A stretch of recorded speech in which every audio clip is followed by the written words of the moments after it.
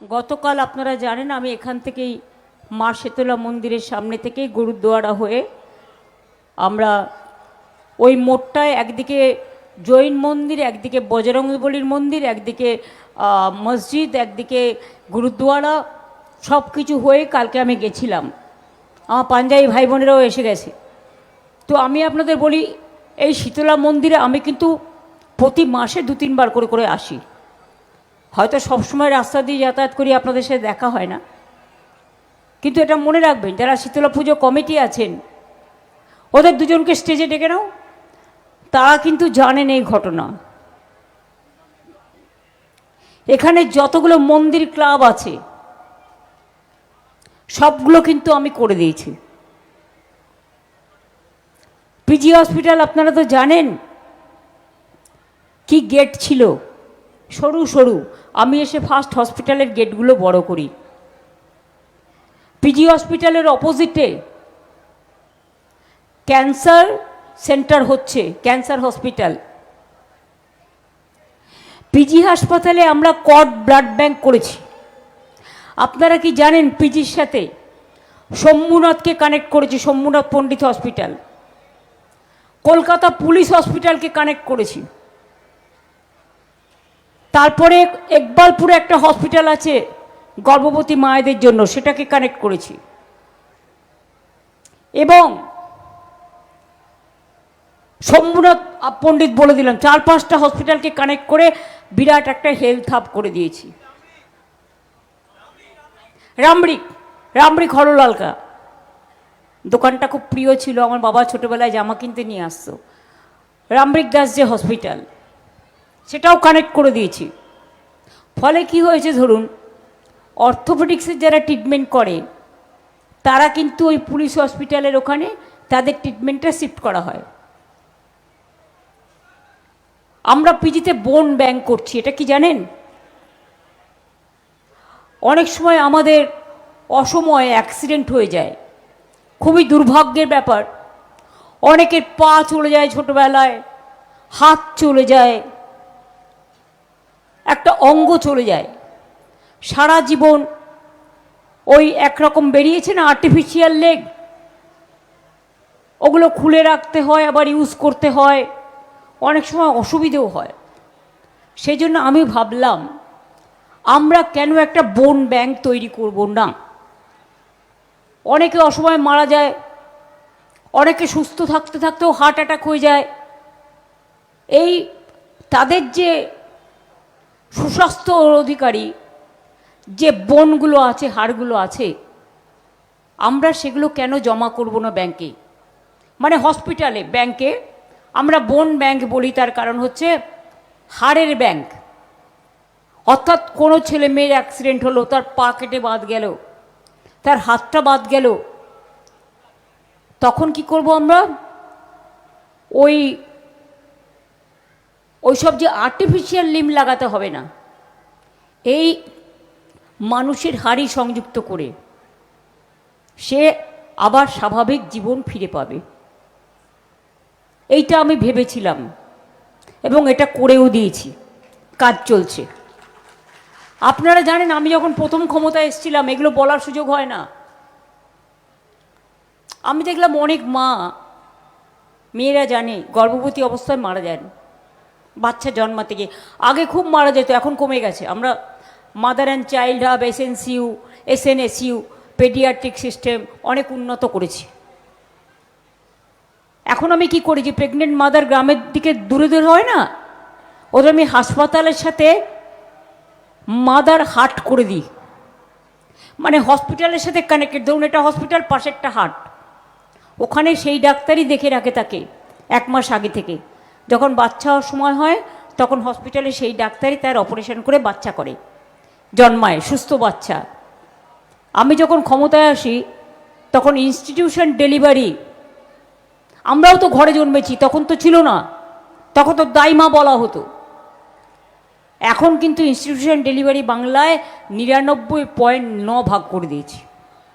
কত গঙ্গাসাগরের দুর্গম অঞ্চল আছে বলুন। ইমন এসছে, বিখ্যাত সঙ্গীত গায়িকা, আমি ওকে অভিনন্দন জানাচ্ছি। ও আপনাদের একটা গান শোনাবে কিন্তু, ঠিক আছে? আচ্ছা, এবার আপনাদের আমি বলি যে আপনারা জানেন যে এই যে ইনস্টিটিউশন ডেলিভারি বললাম, সেই রকম অনেক মা আগে মারা যেতেন, গর্ভবতী মা, কিন্তু তার বাচ্চা মাতৃদুগ্ধ পান করতে পারতো না। অনেকেরই অসুবিধাটা ছিল। তখন আমি ভাবলাম, যারা নিজেদেরটা ডোনেট করতে চায়, দিয়ে যদি বাচ্চাকে দুধ খাওয়ানোর ব্যবস্থা হয়, যার মা মরে গেছে, তাহলে সেই বাচ্চাটা সুস্বাস্থ্য লাভ করতে পারে। আপনারা জানেন পিজিতে এটা আছে, মায়েরা ডোনেট করে এবং এটার নাম হচ্ছে মধুর স্নেহ। এরকম অনেক কাজ করেছি বলি না। পিজিতে কর্ড ব্লাড ব্যাঙ্কও তৈরি হচ্ছে, মেডিকেল কলেজে আগে করে দিচ্ছে। এটার মানে জানেন, যখন বাচ্চা জন্মায় তখন যে ব্লাডটা থাকে সেটাকে কর্ড ব্লাড বলে। এখনকার জেনারেশন তো ওই ব্লাডটা রেখে দেয়, যদি তার কখনো ভবিষ্যতে কোনো অসুখ হয় ওইটা সারভাইভ করতে সাহায্য করে। এইটা আমরা করছি, তার কারণ এর জন্য একটা টিমকে আমি বাইরেও পাঠিয়েছিলাম। মেডিকেল কলেজে 100 বেড হয়ে গেছে এবং পিজিতেও নতুন করে করা হচ্ছে। ধরুন একটা লোকের, আমি তো আর ডাক্তার নই, আমি ডিটেলস কী করে জানবো, কিন্তু আমি শুনেছি, ধরুন কারো একটা কঠিন অসুখ হয়েছে, যদি কর্ড ব্লাড দেওয়া যায় সে অনেকটাই সারভাইভ করতে পারে। এগুলো আধুনিক চিকিৎসা, এগুলো আমেরিকাতে চলে, কিন্তু এখানে ছিল না। এখানে কিন্তু আমি সেটারও ব্যবস্থা করে দিয়েছি। কাজেই এই ধরনের যে কাজগুলো, এগুলো খুব মানবিক কাজ, কিন্তু এগুলো বক্তৃতার সময় কখনো বলার সুযোগ পাই না, আর আমাদের সময়ও হয় না। তো এখন 10 কিলোমিটার মিছিল করে আসছি, তার আগে হাওড়া ময়দানে মিটিং করেছি, তারপরে ভূকৈলাসে মিটিং করেছি, তারপরে মনসাতলায় মিছিল করেছি, পুরো চেতলার 2টো ওয়ার্ড করেছি, তারপরে এখানে এসেছি। এখন আমার কলিন্স লেনে যেতে হবে নেক্সট। ওই সেদিনকে আমায় যেতে দেয়নি, তাই আজকে আমি যাব। এরকম অজস্র কাজ। আপনারা বলুন তো, আগের রাস্তায় এত লাইট ছিল, জল ছিল, বর্ষা হলে জল জমে থাকতো 4 দিন। আর মেয়র মহাশয় ছিলেন বিকাশ বাবু, যিনি চাকরি হলেই পিল করেন, তিনি বাইরে ঘুরে বেড়াতেন, 4-5 দিন জল জমে থাকতো। এবার দুর্গাপুজোর সময় আপনারা দেখেছিলেন যে সাংঘাতিক ঝড় বৃষ্টি হয়ে গেল। পুজো কমিটিগুলো ভাবছিল কি করে পুজো করব। আমি সব কটাকে রাস্তায় নামালাম, আর আমি বললাম আমি কোনো কথা শুনতে চাই না, 6 ঘন্টার মধ্যে জল ক্লিয়ার হবে। কিন্তু গঙ্গাগুলো ভর্তি, জলটা নিয়ে আপনি ফেলবেন কোথায়? কিন্তু বাংলায় এই জল ফেলার জন্য, বাংলা নদীমাতৃকা দেশ, গাদা গাদা নদী আছে, তা সত্ত্বেও আমি 5.5 লক্ষ পুকুর কেটেছি, ফলে জলটা ওখানে এসে পড়ে। 500 চেকড্যাম তৈরি করেছি যেখানে জলটা এসে জমায়েত হয়। তারপরেও 3000 কোটি টাকা একটা স্কিম করছি। কেলেঘাই কপালেশ্বরী করে দিয়েছি, ঘাটাল মাস্টার প্ল্যান করে দিয়েছি। গঙ্গাসাগরে লোকে পায়ে করে, জলে করে যায়, নৌকোয় করে, লঞ্চে করে। সেই জন্য লোকে বলতো আগে সব সাগর বারবার, গঙ্গাসাগর একবার। এখন দেখে আসুন, 3টে হেলিপ্যাড, কটেজ, আশ্রম টাশ্রম সব এমন করে দিয়েছি, আর বীজটাও করে দিচ্ছি। 10 বছর কেন্দ্রীয় সরকারের পায়ে পড়েছি, করেনি। আমরা যা তো করতে হবে না তোদের, অনেক হয়েছে যা। ইলেকশনের সময় ভাষণ দাও তোমরা, আপনারা ইলেকশনের সময় ভাষণ দিন, আপনাদের করতে হবে না, আমাদের ক্ষমতা আছে। আমি 1,500 কোটি টাকা দিয়ে L&T অলরেডি কাজ শুরু করে দিয়েছে। গঙ্গাসাগরের ব্রিজও তৈরি হচ্ছে। 2 বছরের মধ্যে দেখবেন আপনাকে আর জল পেরিয়ে যেতে হবে না, আপনি স্যাট করে চলে যাবেন, স্যাট করে চলে আসবেন। অনেক করা হয়েছে। দক্ষিণেশ্বরে স্কাইওয়াক দেখেছেন? কে করেছে? আমি করে দিয়েছি। লাইট অ্যান্ড সাউন্ড দেখেছেন? আমি করে দিয়েছি। কালীঘাটে দেখেছেন স্কাইওয়াক? কে করে দিয়েছে? আমি করে দিয়েছি। মাতারার মন্দিরে রিসেন্ট গেছেন? দেখে আসুন কি ছিল আর কি হয়েছে। বক্রেশ্বর শিব, ভোলে বাবা পার করেগা মন্দির, ভোলে বাবা পার করেগা Tarakeswar development board, Tarapith development board, এরা নিজেরা কেয়ার নেয়, Furfura Sharif development board, Patharchapuri development board, এমনকি আরামবাগে যেটা আমাদের গোঘাট আরামবাগের মাঝখানে জয়রামবাটি কামার পুকুর আছে, যেখানে ঠাকুর পরমহংসদেব জন্মেছিল, মানে ওখানে থাকতেন, জন্মেছিলেন, এবং মা শারদা মা আছেন, মানে তাদের অস্তিত্ব আছে, তাদেরও উন্নয়ন করার জন্য 10 কোটি টাকা দিয়েছি। এই স্বামী বিবেকানন্দের বাড়ি জানেন? ডক্টর সুব্রত মৈত্র আজ বেঁচে নেই। তিনি একদিন রাত 11টা আমায় ফোন করলেন, করে বললেন, দিদি স্বামী বিবেকানন্দের বাড়িটা প্রমোটিং হয়ে যাচ্ছে। আমি বললাম, সে কি, ওনার বাড়ি প্রমোটিং হচ্ছে? বলল, হ্যাঁ, সিমলা স্ট্রিটে। আমি পরের দিন, সেই দিন রাত্রিরে কাজ আটকালাম এবং পরের দিনের মধ্যে গভর্নমেন্টের টাকা দিয়ে বাড়িটা কিনে নিলাম, নিয়ে বললাম, যাও স্বামী বিবেকানন্দের বাড়িকে সব রামকৃষ্ণ মিশনকে দিয়ে দাও। আমি দার্জিলিংয়ে গিয়ে শুনলাম, আমরা সবাই জানি সিস্টার নিবেদিতা মারা গিয়েছিলেন দার্জিলিংয়ে, দেশবন্ধু চিত্তরঞ্জন দাসও, কিন্তু সিস্টার নিবেদিতা যে বাড়িটা ছিলেন সেই বাড়িটা বিমল গুরুংরা দখল করে নিয়েছিলেন। আমি এবার এখান থেকে বেলুর মঠ থেকে 2জন সাধু নিয়ে গেলাম, ওদের ডাকলাম, ডেকে বললাম, এই কি করে দেবে বলো, আমি চাই বাড়ি ফেরত, এটা একটা হেরিটেজ। তখন বলল, क्या करेगा, এ करेगा, ও करेगा। বলে, कोई बात नहीं है, अभी करना पड़ेगा। বলে আমি একটা ইউথ হস্টেল ছিল 3তলা বিল্ডিং, বললাম ট্রান্সফার করো, তুমি চলে যাও ওখানে, আর নিবেদিতার বাড়ি ফিরিয়ে দাও রামকৃষ্ণ মিশনকে। এমনকি বাগবাজারে যে নিবেদিতার বাড়ি ছিল, যেটা উনি থাকতেন, ওই বাড়িটাও নিয়ে নিয়েছিল। আমি প্রায় 1.5 কোটি টাকা দিয়ে, আমি 2বার গেছি, কথা শোনেনি, তারপরে কোর্ট থেকে কেস করে ছিনিয়ে এনে ওই বাড়িটাও রামকৃষ্ণ পরমহংসদেব, মানে বিশেষ করে ওনাদের যে অর্গানাইজেশন স্বামী বিবেকানন্দের বেলুর মঠ, তাদের দিয়ে দিয়েছিলাম।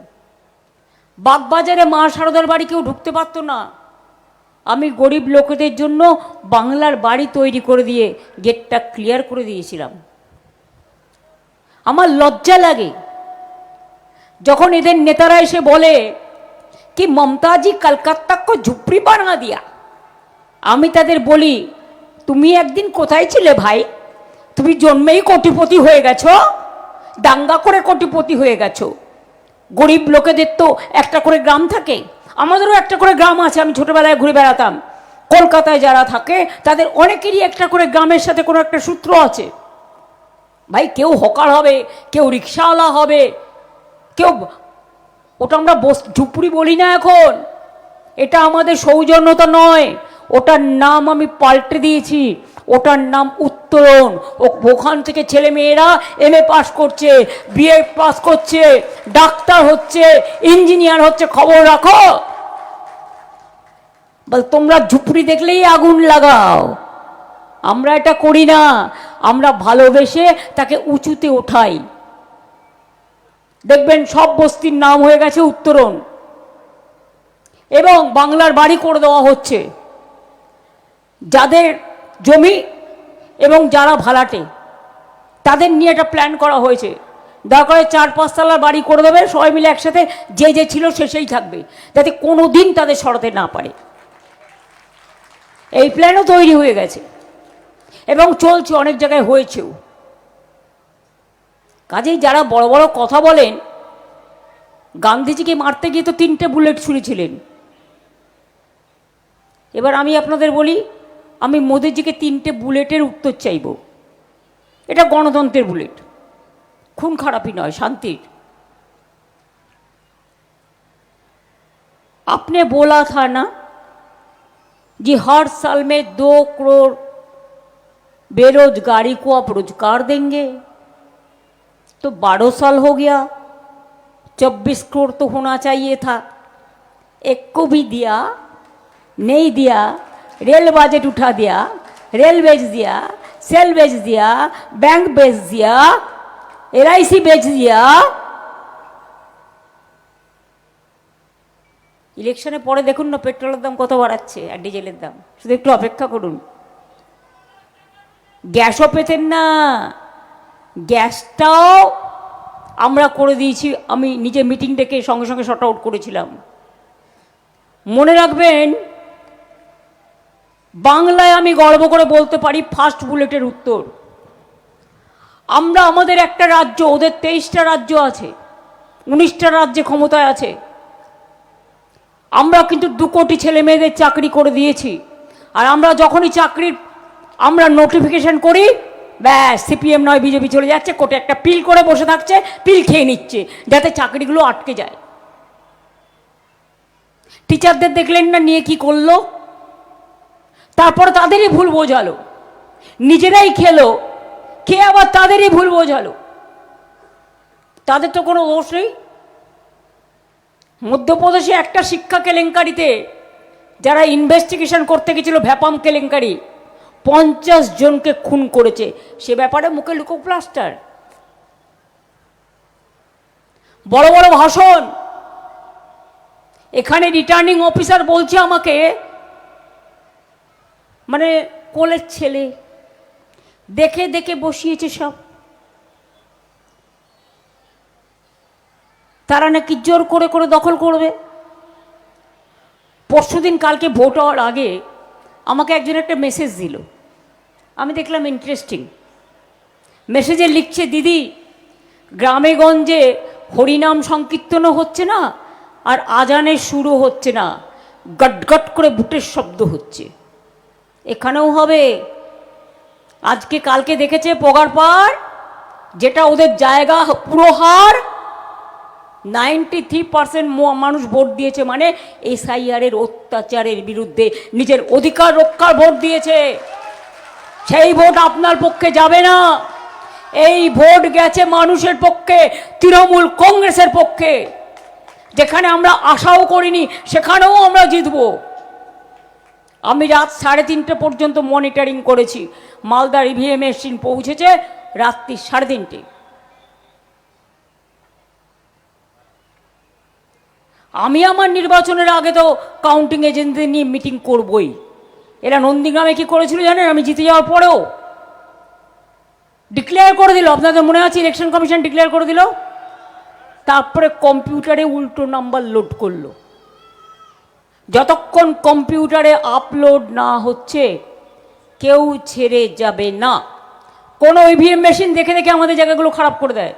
কিন্তু মা বোনেরা মনে রাখবেন, EVM মেশিন খারাপ হলে যদি ভোট দেন তাহলে আপনার ভোটটা অন্য জায়গায় গিয়ে চলে যাবে।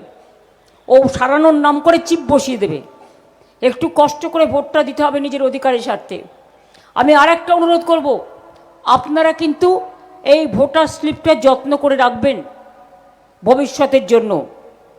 আর একটা কথা বলি, যে 32 লক্ষ লোকের নাম আমি সুপ্রিম কোর্টে কেস করে তুলিয়েছি, বাদবাকিগুলো আমি আগামী দিন তুলে দেব।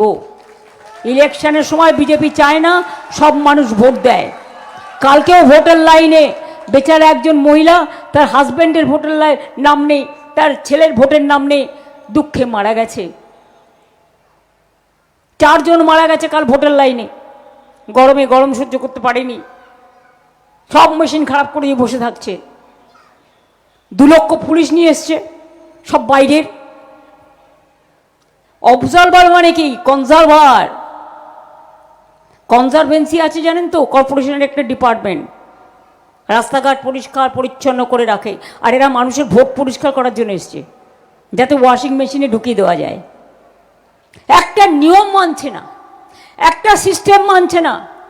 ওদের নেতা বলছে, mister home minister, I respect your chair, not you, but can you speak like this? কি বলেছেন? সব কটাকে নিচে ঝুলিয়ে মাথাটা ওপরের দিকে তুলে তাদের সব কটাকে পেটানো হবে। এত বড় সাহস তোমার? তুমি এই চেয়ারে বসে, you are a home minister, don't forget that, and you are asking for killing the people.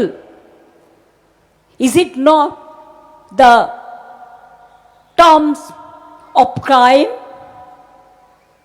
Is it not? এটা ক্রিমিনাল অফেন্স নয়? তখন যদি আপনি কমপ্লেন করেন, ভ্যানিশ সব উড়িয়ে দেবে। প্রধানমন্ত্রী আর চলে গেলেন সকালবেলা নৌকা বিহার। ছবি তো তুলতে হবে ভাই, ছবি না তুলতে পাগল হয়ে যায়। আমি তো খুশি যে গঙ্গাটা দেখে গেছে ক্লিন গঙ্গা, নৌকা চড়ে সকালবেলায় মর্নিং ওয়াকের কাজটা হয়ে গেছে। কিন্তু আমি রিকোয়েস্ট করব, একবার দিল্লিতে যমুনা, গঙ্গার ভাই যমুনা, যমুনা নদীতে ডুব দিয়ে আসুন তো। मेहरबानी करके अब जमुना में डूब के आइए। যমুনা তো পলিউটেড। একটা দিল্লিতে একটা রিভার, গঙ্গার বোন যমুনা, তাকে প্রোটেক্ট করতে পারে না। আমি যদি আপনাদের জিজ্ঞেস করি, আমার দ্বিতীয় বুলেট বলেছিল ব্যাংকের অ্যাকাউন্টে সবাইকে 15 লাখ টাকা করে দেবে, 1 পয়সাও কেউ পেয়েছেন? If I am wrong please correct मी। আপনারা বলতে পারেন, आपको बोलने का हक है। থার্ড, নোটবন্দি করে বলেছিলেন ব্ল্যাক মানি সব ফিরিয়ে নিয়ে আসবেন। কোনো ব্ল্যাক মানি ফিরিয়ে আনতে পেরেছেন? পারেননি। উপরন্ত মা বোনেদের ভান্ডার চলে গেল। সব মা বোনেরাই কিছু জমিয়ে রাখে। কেন রাখে? যদি কখনো স্বামী অসুস্থ হয়ে পড়ে, যখন বাচ্চারা অসুস্থ হয়ে পড়ে, যখন অতিথি চলে আসে, যখন লিমিটেড টাকা খরচা হয়ে যায়, তখন কিছু জমিয়ে সঞ্চয় করে রাখে ভবিষ্যতে কাজ করবার জন্য। নোটবন্দি যখনই ঘোষণা করেছে তার আধ ঘন্টার মধ্যে I am the first one, আমি বলেছিলাম এটা মানুষের ক্ষতি করে দিল। কেন জানেন? এটা মেয়েদের আর বাচ্চাদের কাছ থেকে আমি কথা নিই। আমি দেখলাম নোটবন্দি হওয়ার সাথে সাথে অভিষেকের মা আমার ঘরে ছুটে এলো। ছুটে এসে বললো, দিদি এটা কি হচ্ছে? তার মানে আমরা 1 টাকাও রাখতে পারবো না, তারা কাল থেকে বাজার খরচা চলবে কোত্থেকে? পরে দেখলাম আরেকটি মেয়ে, কর্ণাটকের মেয়ে, থাকে আমাদের ওখানে, এসে বললো, दीदी मेरे को 200 रुपया दीजिए ना। बोला क्या करोगे? बोले कल से तो रुपया नहीं चलेगा, तो हम क्या करेगा, ये तो सब जमा ले लेगा। সেই দিন আমি ভেবেছিলাম মেয়েদের লক্ষ্মীর ভান্ডার করা উচিত, কারণ ওরা লক্ষ্মীর ভান্ডার কেড়ে নিয়েছে। এই লক্ষ্মীর ভান্ডার গড়ে দিতে হবে।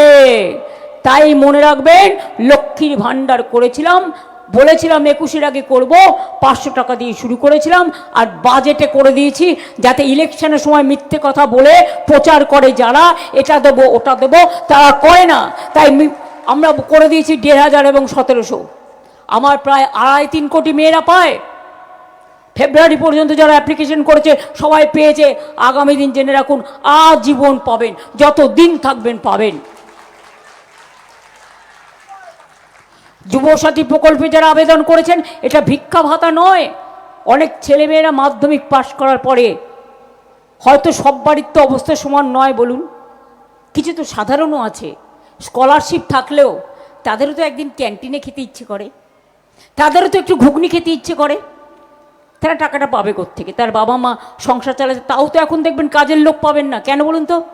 বিনা পয়সায় রেশন, স্বাস্থ্য বিনা পয়সায়, পড়াশুনো বিনা পয়সায়, এমনকি বাচ্চাদের স্কুলের ড্রেস থেকে শুরু করে, জুতো থেকে শুরু করে, মিড ডে মিল থেকে শুরু করে সবটাই আমরা দিই। কারণ আমরা ছোটোবেলায় কিছু পাইনি, এটা আমায় শিক্ষা দিয়েছে। জানেন, আমি একদিন আউস গ্রামের পাশ দিয়ে যাচ্ছিলাম, রাস্তা দিয়ে দেখি অনেকগুলো পুচকে পুচকে বাচ্চা 1-2-এ পড়ে খালি পায়ে দাঁড়িয়ে আছে রোদ্দুরের মধ্যে। আমি জিজ্ঞেস করলাম, তারা তপশিলি বাচ্চা। আমি বললাম, তোমরা জুতো পরোনি? বললো, আমাদের তো জুতো নেই। আমি সঙ্গে সঙ্গে ফোন করে এডুকেশন মিনিস্টারকে বললাম, এই মাস থেকে যেন বাচ্চাদের বুট জুতো দেওয়া হয় এবং তাদের ড্রেসও যেন দেওয়া হয়। পড়াশুনোর ব্যাগ থেকে শুরু করে, ড্রেস থেকে শুরু করে, মিড ডে মিল থেকে শুরু করে সব দিই আমরা। গ্রামে সবাইকে ক্লাস 9-এ উঠলে, শহরে তো সাইকেল ব্যবহার হয় না, সবাইকে বিনা পয়সায় সাইকেল দিই। আর ক্লাস 11-এ উঠলেই সবাই 10,000 টাকা পায় স্মার্টফোন কেনার জন্য, যাতে তার পড়াশোনায় সাহায্য হয়। গতবার বলেছিলাম স্বাস্থ্যসাথী করব, লক্ষ্মীর ভান্ডার করব, দুয়ারে সরকার করব, 10 লাখ টাকা স্টুডেন্টদের স্মার্ট কার্ড করব, সবটা করে দিয়েছি। এবারেও বলে যাচ্ছি, যুবসাথী স্কিম চলবে, আমি তাদের কর্মসংস্থানের ব্যবস্থাও করে দেবো। কারণ Bangla now Bengal became the industrial destination number 1। 6টা ইকোনমিক করিডোর হচ্ছে, বাংলায় ইন্ডাস্ট্রি ভরে গেছে। আমার কথা বিশ্বাস করতে হবে না, আপনারা হাওড়া থেকে হুগলি পর্যন্ত গিয়ে একদিন ঘুরে আসুন, বেশি দূর যেতে হবে না। হাওড়া থেকে একদম দিল্লি রোড হয়ে আপনারা ওই সিঙ্গুর হয়ে একটু ওই পালসিট পর্যন্ত যান, মেমারির আগে পর্যন্ত। আর যদি ল্যাংচা খেতে চান তো ল্যাংচা মহল পর্যন্তও যেতে পারেন, নিজেরা দেখে আসুন, দুপাশ ভর্তি হয়ে গেছে। সিলিকন ভ্যালি আইটি সেক্টর বেঙ্গলে সবচেয়ে বেশি হয়েছে, ফ্লিপকার্টের মার্কেট থেকে শুরু করে অনেক বড় বড় বিজনেস বেঙ্গলে হয়েছে। এমনকি ট্রেডার্সদের জন্য, দোকানদারদের জন্য কেউ ভাবতো না, তাদের উপরে শুধু জুলুম হতো। তাদের জন্য সব ডিস্ট্রিক্টে ট্রেডার্স কমিটি তৈরি করে দেওয়া হয়েছে, চেম্বার্স কমিটিকে তৈরি করে দেওয়া হয়েছে। 6টা ইকোনমিক করিডোর হচ্ছে বেঙ্গলে। আর একটা আপনাদের বলবো, কি হয়নি কলকাতায়? ধনধান্যে কোথায়? ভবানীপুরে। সৌজন্য কোথায়? ভবানীপুরে।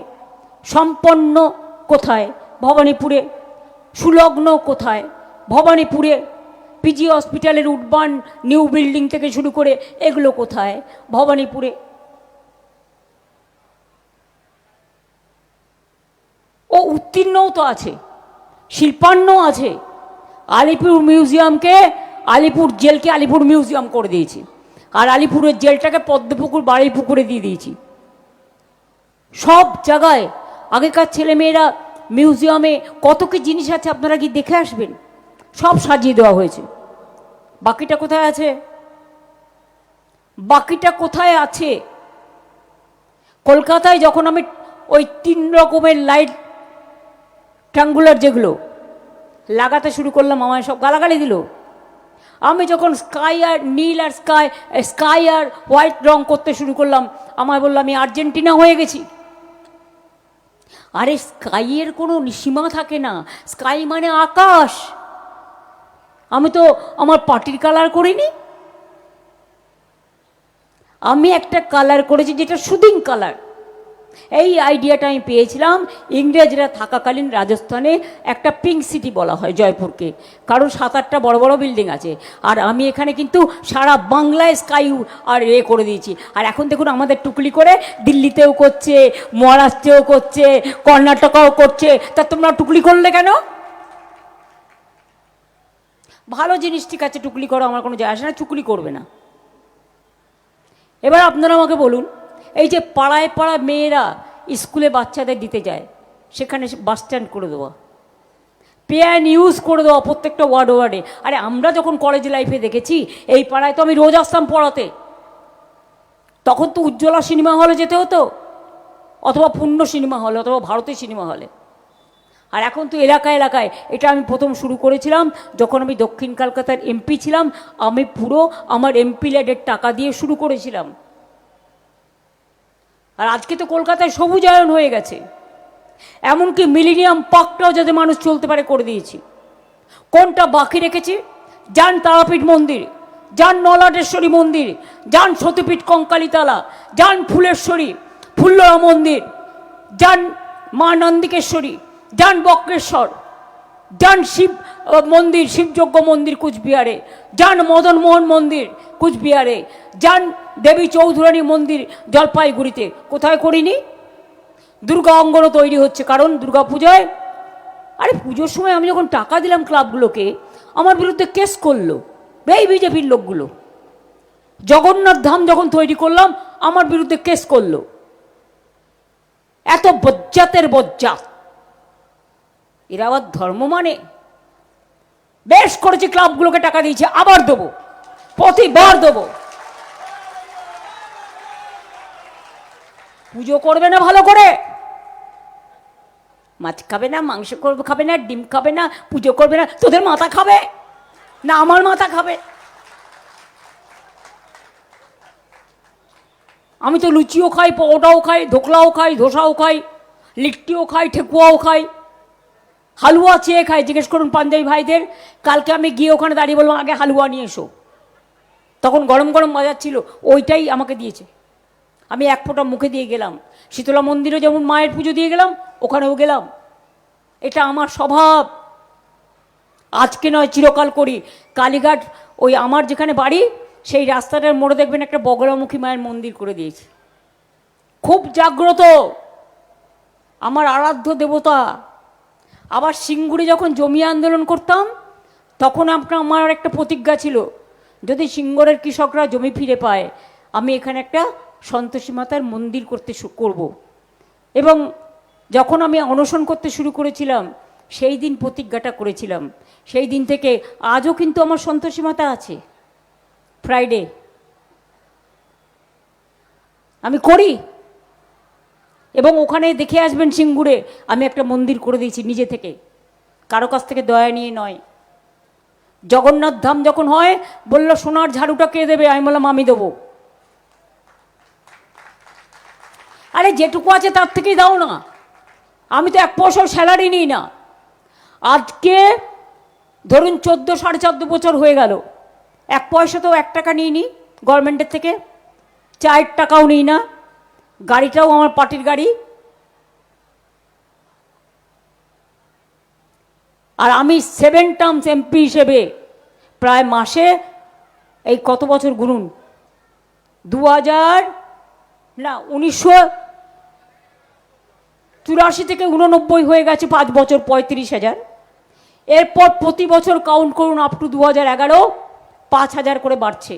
তাহলে মাসে কত হয়, বছরে কত হয়? কয়েক কোটি টাকা। 1 পয়সাও নিইনি। কেউ কোনোদিনও বলে? কেউ একটু করে দেখাক না। সব যারা আমাদের বলে দুর্নীতিবাজ, চোর, ডাকাত, তাদের আমি বলি ওদের জিভ কেটে দেবে ভগবান একদিন, আমায় করতে হবে না। ধর্মের কল বাতাসে নড়ে। কিছু লোক আছে যারা মিথ্যে কথা বলে না, আমি আইন হাতে তুলে নিই না, আমি বলি ঈশ্বরের জবাব দেবে, ঈশ্বর বলে যদি কিছু থাকে। এদের কাছে আমায় শিক্ষা নিতে হবে ধর্মের। প্রতিদিন সকালবেলা ঘুম থেকে উঠে আমার কাজ হচ্ছে, আমার একটা ঠাকুরের আসন আছে, আমি পুজো করে তবে বেরোই, পুজো করে তবে জল দিয়ে মাকে তবে চা খাই। ওং নমঃ শিবায় থেকে শুরু করে মা দুর্গা থেকে শুরু করে শীতলা মাতাতে, এই আপনাদের শীতলা মন্দিরেরও একটা ছবি আছে ছোট্ট আমার আসনে, ওরা আমায় দিয়েছিল। সন্তোষী মাতার আলাদা আছে, ওইটুকুর মধ্যেই, এমন কিছু নেই যে নেই। এবং মনে রাখবেন, আমি 3 বার করে বাড়ি থাকলে, একবার ঘুম থেকে উঠে, একবার স্নান করার পর, আরেকবার রাত্রে বাড়ি ফিরে যাওয়ার পর। আর আমি যে ঘরটায় থাকি সেই দেয়ালটাই শিব মন্দির, ছোট্টবেলা থেকে, যখন থেকে আমি ওখানে আছি তখন থেকে। তাই মনে রাখবেন, হর হর মহাদেব যার মাথার ওপরে থাকে তোমরা তাকে ক্যাচ কলা করবে। আমি হিন্দু, মুসলিম, শিখ, ইসাই, বৌদ্ধ, জৈন, পারসিকও, আমি সবাইকে ভালোবাসি।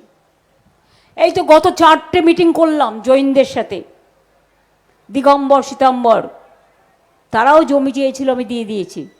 ওদের স্লোগানটা আমার খুব ভালো লাগে, জিও আর জিনে দো, বাঁচো আর বাঁচতে দাও। এটার নাম হচ্ছে মানবিকতা। জয় জিনেন্দ ওদের স্লোগান। এই যে পাঞ্জাবি ভাই বোনেরা আছে, বলে সোনিহাল, আমি পাঞ্জাবিদের ওখানে অনেক ঘুরেছি, সব জেলায় জেলায়। আর তখন অত ভালো বলতে পারতাম না হিন্দি, শুধু 2টো কথা শিখেছিলাম। একটা বলে সোনিহাল, ওরা বলতো সত শ্রীকাল, ও রেসপন্স করতো। আর একটা বলতাম বয় গুরুজি কা খালসা, ওরা বলতো বয় গুরুজি কা ফতে। হালুয়া চেয়ে চেয়ে খেতাম। তখন থেকে আমি এই 2টো মনে রাখি। আর মুসলিম ধর্মের ওরা ঈদে আমায় ডাকে, ইফতার আমি ডাকে, কেন যাব না?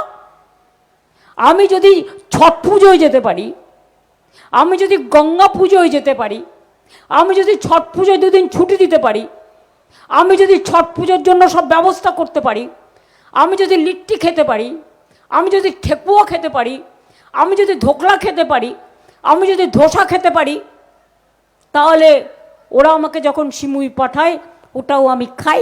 তার কারণ হচ্ছে এটাই আমাদের পরম্পরা। গীতার কথা বলছেন, পরিযায়ী শ্রমিকদের শপথ করিয়ে নিচ্ছেন। এবার বলি, গীতাটা পড়েছেন ভালো করে? কটা স্তোত্র জানেন? শ্রীকৃষ্ণ কি বলেছিলেন? বলেছিলেন তুমি যদি একটা আঙুল দিয়ে মুষ্টিবদ্ধ করতে চাও, পারবে না, 5টা আঙুল লাগবে তোমার মুষ্টিবদ্ধ করবার জন্য। তাই অপদার্থ গর্ধ শক্তিদের বলি, আর অর্ধ শক্তিদের সবচেয়ে বড় ছোটদের জমিদার, অনুপ্রবেশের কারখানা। জিজ্ঞেস করুন বর্ডার কার হাতে? Central government. কোল কার হাতে? Central government. কাস্টমস কার হাতে? Central government. সিআরপিএফ কার হাতে? Central government. আইটিবিটি কার হাতে? Central government. মিলিটারি কার হাতে? Central government.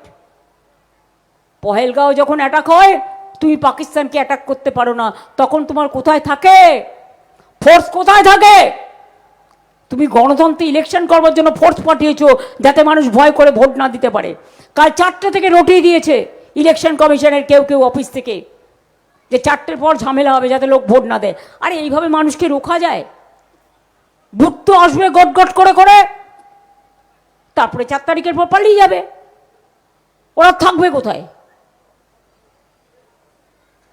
দাঙ্গা হলে দেখা নেই, দাঙ্গা করে পালিয়ে যায়। ঝড় হলে দেখা নেই, জল। আপনাদের মনে আছে আমফানে কি হয়েছিল? এলাকা তছনছ হয়ে গেছিল, কত গাছ পড়ে গেছিল।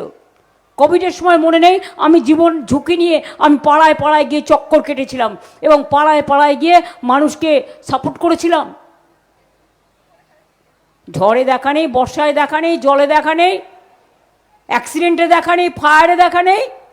শুধু ভোটের সময় ওই কাকের বাড়িতে কোকিল জন্মায়, তারপরে বড় হয়ে ফুরুত করে উড়ে পালিয়ে যায়। ইলেকশনের সময় এদের যত হ্যান কারেঙ্গা ত্যান কারেঙ্গা, আর ইলেকশন হয়ে গেলে তখন আর পাত্তা পাওয়া যায় না। তখন গান গেয়ে বলতে হয়, তোমার দেখা নাই গো, তোমার দেখা নাই, তোমার দেখা নাই গো, তোমার দেখা নাই। এখন টাকা নিয়ে বেরিয়েছেন হুন্ডি। কেন? মদন পাল্লের ক্লাবগুলো খারাপ ছিল, একবারও দেখেননি? আমি তো 2 বছর আগে করে দিয়েছি। এই যে আপনাদের এই মোড়টায় ওরা বসে বসে তাস খেলতো, আমি দেখতাম জায়গাটা ভাঙাচোরা, তখন আমি করে দিয়ে গেছিলাম, আমাকে কেউ করতে বলেনি। মা শেতলা মন্দির আমি কি করেছি না করেছি মা জানে। গুরুদ্বারায় কিচ্ছু চাইনি, এরা শুধু বলেছে আমাদের একটা গেট করে দাও, করে দিয়েছি। সেন্ট জেভিয়ার্স কলেজ জমি চেয়েছিল, দিয়ে দিয়েছি। বড়দিনে কিরম সাজানো হয়, এই ফেস্টিভ্যাল কোথাও হয়? কোথাও হয় না। আর দুর্গাপূজায় উই আর দ্য নাম্বার 1, আমরা ইউনেস্কো হেরিটেজ পেয়েছি। ওরে বিজেপি তুই জ্বলে যা। আবার বলছে আমি ঝালমুড়ি খেয়েছি তো তাই ওদের ঝাল লেগেছে। আমি বলি ছোট্ট একটি কথা, ইয়াং জেনারেশন ভালো বুঝতে পারবেন। আচ্ছা বলুন তো, যদি আপনি স্পন্টেনাস খান, তাহলে ক্যামেরাটা আগে কি করে ফিট করা ছিল? ঝালমুড়িটাও তো তৈরি করে নিয়ে এসেছিলেন দেখানে কে লিয়ে। আবার পকেট থেকে 10 টাকা বের করলো। আমার কাছে 10 টাকা থাকে না, আমার কাছে 1 টাকার কয়েন থাকে। তার কারণ হচ্ছে ঠাকুর মন্দিরে দিতে হয়, 500 টাকা দিলেও 1 টাকা দিতে হয় সাথে। এটা আমাদের পুরো সাজানো নাটক। আজকে ওর নৌকা বিহার ঘুরতে বেরিয়েছিলেন, সকালে কোনো কাজ নাই তো, বাংলা দখল করতে হবে, বুট দিয়ে, ইডি দিয়ে, সব ডাকাতগুলো বসে আছে ওদের পার্টিতে। তাদের জিজ্ঞেস করুন যে ভাই তুমি নিজের একটা লোককেও অ্যারেস্ট করেছো আজ পর্যন্ত? ব্রিজভূষণের নাম মনে পড়ছে? মেয়েরা খেলোয়াড়ের সাথে যে সবচেয়ে খারাপ নির্যাতন করেছিল, কোনো অ্যাকশন হয়েছিল? সে এখন এমপি। বিহারে নীতিশ কুমারকে সামনে রেখে ভোট করলো, আর যেই ভোট হয়ে গেল নীতিশ কুমার বাদ। মহিলাদের 8,000 টাকা দিয়েছিল ভোটের আগে অ্যাকাউন্ট খুলে, আর যে ইলেকশন হয়ে গেল পরের দিন তাদের বাড়িতে বুলডোজার চালিয়ে দিল, আর দেবার পরে বললো 8,000 রুপিয়াও ওয়াপাস দো। আপনারা বলুন তো, যারা লক্ষ্মীর ভাণ্ডার পান, আজ পর্যন্ত আমরা কোনো টাকা ফেরত চেয়েছি? আর কোনোদিন চাইবও না, কারণ আমরা দুর্যোধন দুঃশাসনের দল করি না, আমরা মানুষের দল করি। আজ পর্যন্ত আমি মা মাটি মানুষের নামে একটা স্কিম করিনি। জাগো বাংলায় গভর্নমেন্ট থেকে একটা অ্যাডভার্টাইজমেন্ট দিই না। একবার টুম্পাই ভুল করে একটা অ্যাডভার্টাইজমেন্ট কারো কাছ থেকে নিয়েছিল, তার জন্য সিবিআই নোটিশ পাঠিয়ে দিয়েছিল। আর গণশক্তিতে পুরো চিটফান্ডের টাকা ভর্তি, বিজেপির এতে পুরো চিটফান্ডের টাকা ভর্তি। সে ব্যাপারে চিটাররা একেবারে লুকোপ্লাস্টার, কোনো কথা বলে না, শুধু পার্টির নেতারা যা বলে তাই বলেন। একটা ধরুন আমি একটা কথা বলবো, আমি তো ক্রস চেক করবো, এটা উচিত তো আমার, যতক্ষণ আমি একটা চেয়ারে আছি, এবং এটা আমাদের অভ্যাসও তাই। একটা গান আছে না, চোখে চোখে কথা বলো মুখে কিছু বলো না। এদের নেতারা হচ্ছে কানে কানে কথা বলো, সত্যি কথা বলো না, বক বক বকম বকম পায়রা, মিথ্যের ফুলঝুরি, আর যত উল্টো পাল্টা বলে যায়। তাই আমি বলি, এক কান দিয়ে শুনুন আর এক কান দিয়ে বর্জন করুন। আমার পরিচয় আমি আপনাদের দেব না, আমি কি করি না করি প্রতিদিন আমাকে পাড়ায় দেখতে পান, তার কারণ আমি 365 দিন এই এলাকাতেই থাকি। এটাই আমার ঘর, বাড়ি, কর্ম, শিক্ষা, কলেজ, স্কুল সব কিছু। আর যারা বহিরাগতরা এসছেন, খুব ভাষণ দিয়ে বেড়াচ্ছেন, আর টাকার ভাষণ, তাদের জন্য আমি যত কম বলি সেটা ভালো। বলে আমি কাউকে ইম্পর্টেন্স দিতে চাই না, অনেক বাজে বাজে কথা বলছে। যত বাজে কথা বলবে তত বাজে জায়গায় যাবে। আমি তো অনেক দিন পুষে দেখেছিলাম, তার আগে 3 বার দাঁড়িয়ে হেরেছিল মিদনাপুরে। কংগ্রেস করতো, তারপরে তৃণমূল করতো, আর তৃণমূল যখন জন্মেছিল ওরাও ছিল না। আপনারা জন্ম দিয়েছিলেন তৃণমূলের, জন্মদাত্রী মা, ওরা ছিল না তখন। আমার ওদের সিট থেকে দাঁড়িয়েছিল অখিলগিরি, আর ওনার পিতাজি তখন 3 নম্বরে গেছিল ছাগলের 3য় ছানা। তারপরে যখন তৃণমূলের বাজার দেখলো, তখন তৃণমূল এলো, সব লুটে পুটে খেলো, যেই ইটি পেছনে লাগলো ব্যাস বিজেপি হয়ে গেল। এক একজন বিজেপির নেতা 20টা করে নেতা নিয়ে ঘোরে। নেতা মানে পুলিশের নেতা, দিল্লি থেকে আগত, বন্দুক টন্দুক ঢাল বন্দুক নিয়ে ঘুরছে। আর এখানে কমপ্লেন ওদের নামে করে কোনো লাভ নেই। আমাদের ছেলেদের অ্যারেস্ট করবে, আমাদের লোকেদের বিরুদ্ধে অ্যাকশান নেবে, আর ওরা বলছে পিটিয়ে গাছে ওপর থেকে নিচে ঝুলিয়ে দাও, কোনো অ্যাকশান নেই। ফাইন্যান্স মিনিস্টার সে ইল্লিগাল কাজ করে দিলেন, মডেল কোড অফ কন্ডাক্ট চলাকালীন কাটবিলি করলেন, তাদের বিরুদ্ধে কোনো অ্যাকশান হয়েছে? আমি এরকম ইলেকশন কোনো দিনও দেখিনি।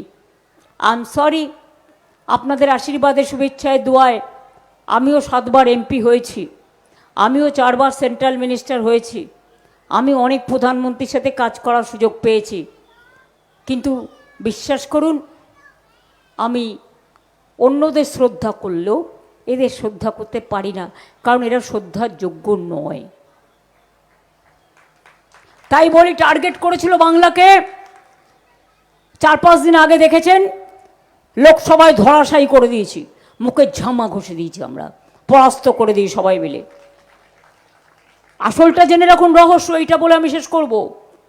মহিলা বিল, আরে মহিলা বিল তো পাশ হয়ে গেছে 2023-এর 25শে সেপ্টেম্বর। কেন নোটিফিকেশন করনি? 3 বছর হয়ে গেছে।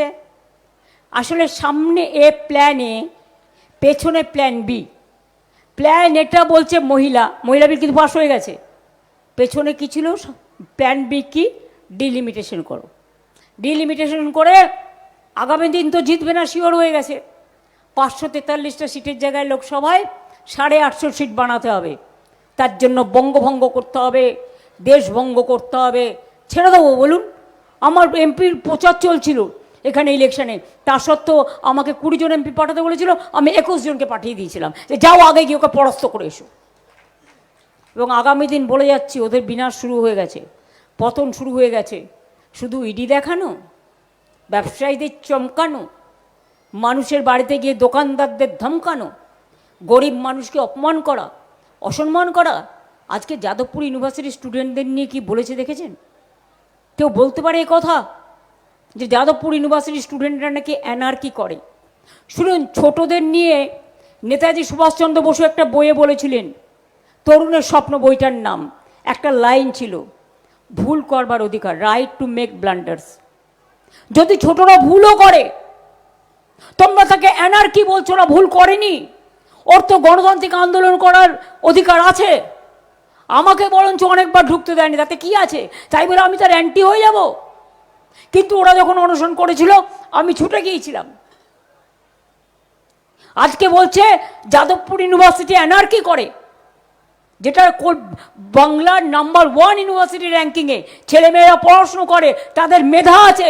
অল স্টুডেন্টদের প্রতিবাদ করা উচিত, ইয়াং জেনারেশনের এবং শুভবুদ্ধি সম্পন্ন মানুষের। যাদবপুর ইউনিভার্সিটি নাম্বার 1 র্যাঙ্কিংয়ে, ট্যালেন্টে, presidency, Kolkata university, saint Xavier's, এখান থেকেই ট্যালেন্ট বেরিয়ে আমেরিকা চালায়, ইউকে চালায়, নাসা থেকে ভাষা চালায়। আর আপনি একটা প্রধানমন্ত্রীর চেয়ারে বসে স্টুডেন্টদের আন্দোলনকে বলছেন অ্যানার্কি। তাহলে মণিপুরে কি চলছে? মণিপুরে কি চলছে? এটা যদি অ্যানার্কি হয়, স্টুডেন্টদের পর্যন্ত আপনি ছাড়ছেন না। মহিলাদের কথা ছেড়ে দিন, উনি অ্যান্টি উইমেন, সংখ্যালঘুদের অ্যান্টি। সে পাঞ্জাবি হোক, সে মুসলিম হোক। আমাকে একজন পাঞ্জাবি ভাই সেদিনকে বলছিল, दीदी अगर बंगाली लोग इसको অনুপ্রবেশকারী বলता है, বাংলাদেশি বলता है, তো ওদের হাতে তো বর্ডার, আমাদের হাতে তো নেই। আমরা তো কাউকে আনিনি। তুমি আজকে কে দিচ্ছ কাকে? 2025-এ যারা এসছে কয়েকটাকে, আর যারা এখানে এতদিন থেকেছে তাকে লাইনে দাঁড়িয়ে প্রমাণ করতে হচ্ছে আমি এই দেশের নাগরিক কিনা। এটা বড় অসম্মান নয়? পরিষ্কার তাই আপনাদের কাছে বলছি, এবারের ভোটটা হচ্ছে ইজ্জতের ভোট, সম্মানের ভোট, অস্তিত্বের ভোট, ভাষার ভোট। সবার খাদ্য খাওয়ার অধিকার আছে।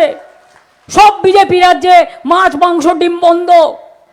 তোমরা কে ভাই ঠিক করবার?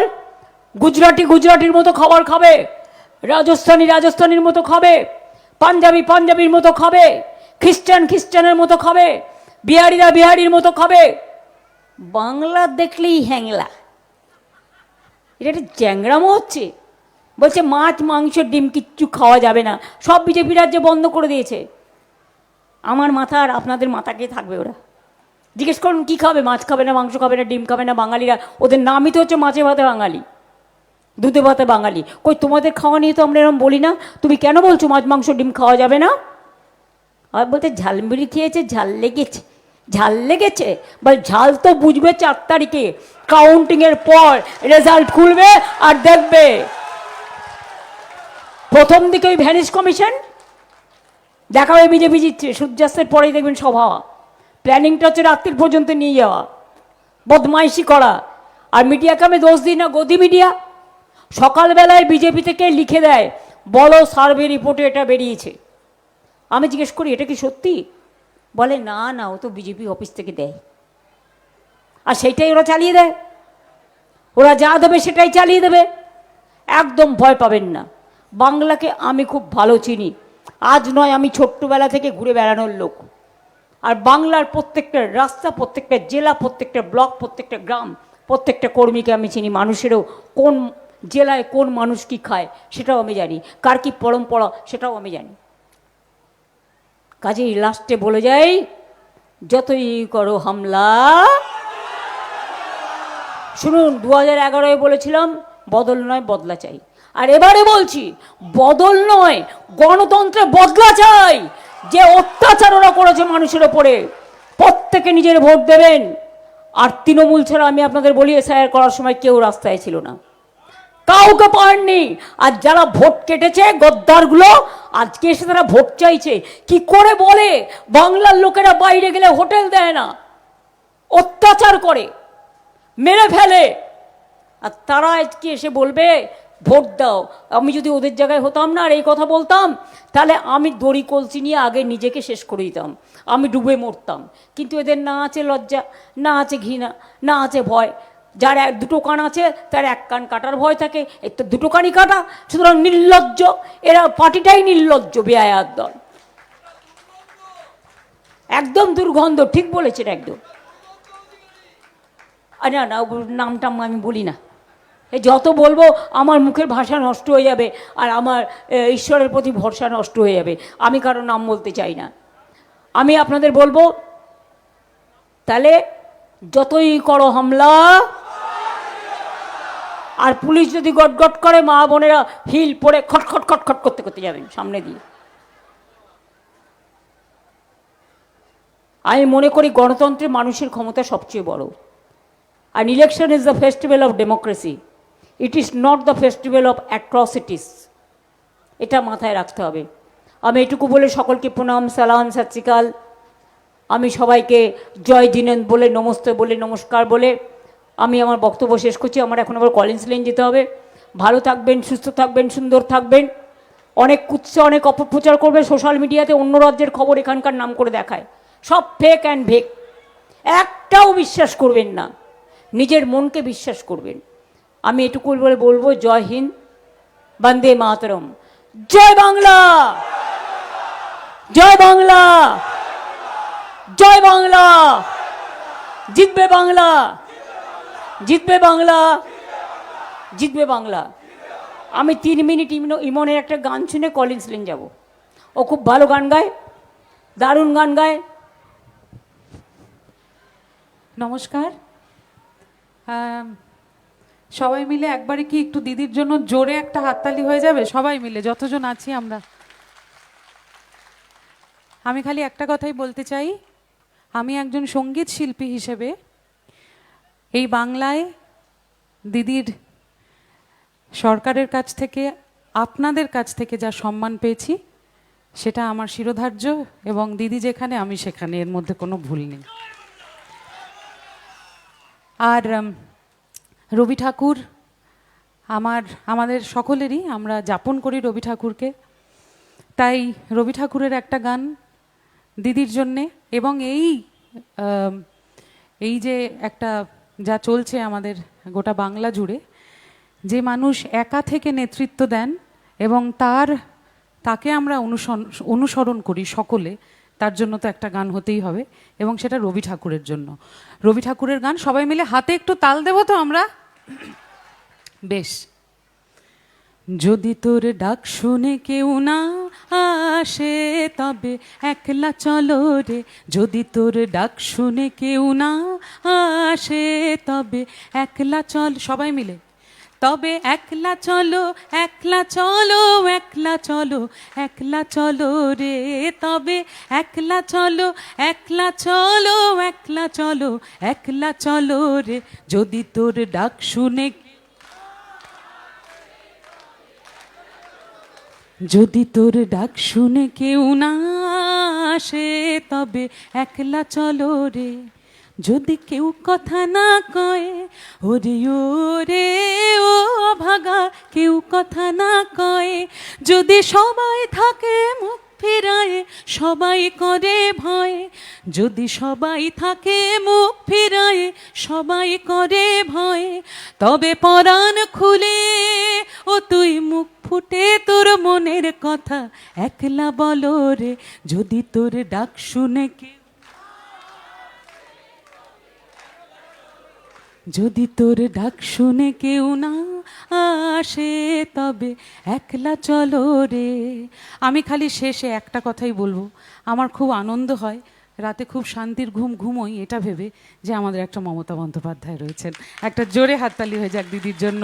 সবাই খুব ভালো থাকবেন, আনন্দে থাকবেন। Thank you Emon, thank you so much. তুমি ভবানীপুরের মাটিতে এসছো, কারণ Bhowanipore is the pillar of West Bengal.